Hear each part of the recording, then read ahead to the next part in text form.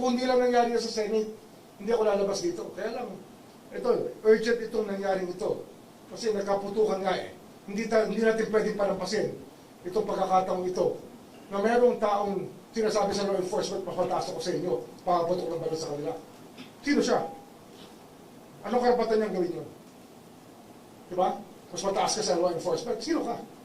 Not even the president will do that. Who has the power? Not even us. Nobody here can say that or do that. And when you try to be above the law, then you have a problem. Also on that, sir, ano po yung tingin niyo na dapat na mas naging akbang action po sana doon sa sitwasyon na yun? Kasi even the... They should have kept the peace. Ikaw unang pakaputok, ano yun? Diba? Sergeant at times pa? Ikaw mag-uumpisa? Kung baga sa away, ikaw lang simula eh. Diba? You caused the commotion by discharging a firearm. Discharging a firearm is very dangerous. It could have hit somebody. Nasa first floor ka ng Senate. Di, sa level na yun, pag pinutok mo sa baba, may tao.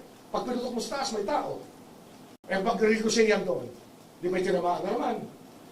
Buti na walang tinamaan.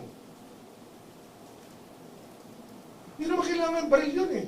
Tsaka siya yung unang-una sa ng bulletproof vest. Yun ang report sa akin. Talagang meron talagang intention. Yun nga, yung tinitingnan natin, iniiwasan natin, yung magkaroon na script yan, na it was all a ruse.